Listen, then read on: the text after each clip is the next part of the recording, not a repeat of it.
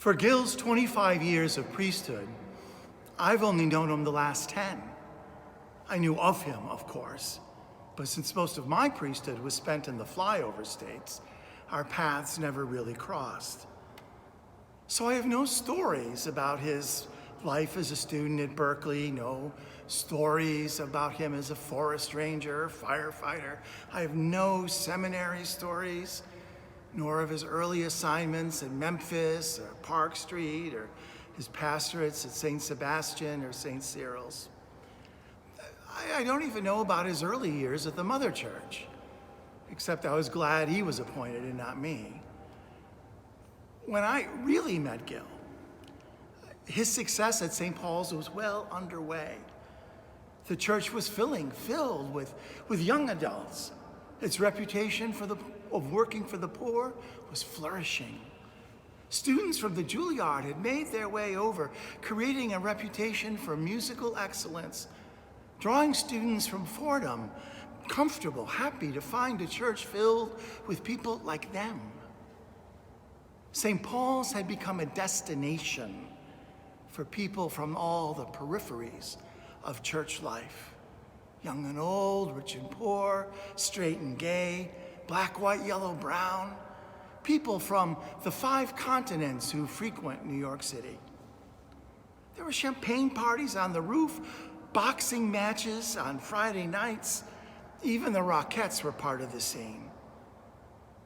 Cardinal Egan, once skeptical of all this, grew supportive, protective even, a frequent visitor. Standing in the back of church, people repeatedly told me that in Gil's ministry, in and through him, they discovered the Spirit of God within themselves, finding the pride and courage to live lives of faith, hope, and love. Hundreds of different stories weave together a tapestry of priesthood that was described by Karl Rahner 50 years ago, who I'm now going to quote at some length. He wrote, "Tomorrow's priest will be a person to whom mature people find their way, even though society is no longer driving its children in that direction. They will be people who share the heavy darkness of human life with all their sisters and brothers, knowing that this darkness has its fulfillment in the love that conquers from the cross. Tomorrow's priests will be people who listen to a believing every single person is important, even though they mean nothing politically or socially. They will be people who try to practice the holy folly of carrying not only their own burden, but the burdens of others. They will have what it takes. They won't be weaklings.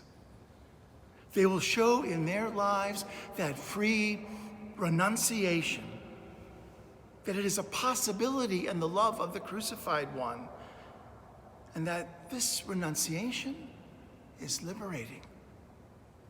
Tomorrow's priests will not be those who derive their power from a socially powerful church, but rather who have the courage to let the church make them powerless.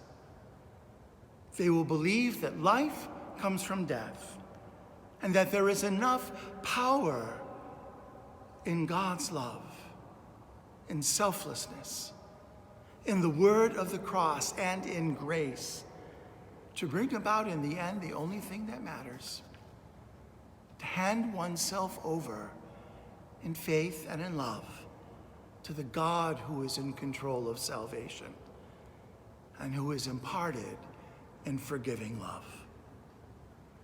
In a word, tomorrow's priests will be priests with pierced hearts, from which alone the power of their mission will come. Pierced hearts, pierced by life's godlessness, pierced by love's folly, pierced by failure, pierced by the sense of their own wretchedness and their own deep ambiguity, but also people of faith. For it is only through such a heart that the power of their mission will be communicated. The authority that comes from office, the objective validity of the word, the ex opere operato of the sacrament, all these are transformed into an event of God's salvation when they come to human beings through a pierced human heart. I say that tomorrow's priests are people with pierced hearts because it is their role to lead people to the innermost center of their being, to the ground of their own hearts. Well, Ronner's priest for tomorrow is Gil Martinez's priesthood today. Ronner missed a few things, though. Gil's booming laugh, his mischievous humor, his ability to use his life experiences on the periphery. Gil was born on the periphery.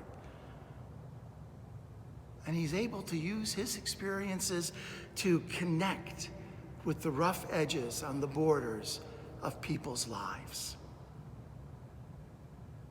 Thousands of people would be here if they could, Gil. 6 feet apart if necessary, to tell their story. And so it is my privilege to say on their behalf, thank you, Gil, for 25 years of priesthood. And may God, who has begun this good work in you, bring it to fulfillment. Amen.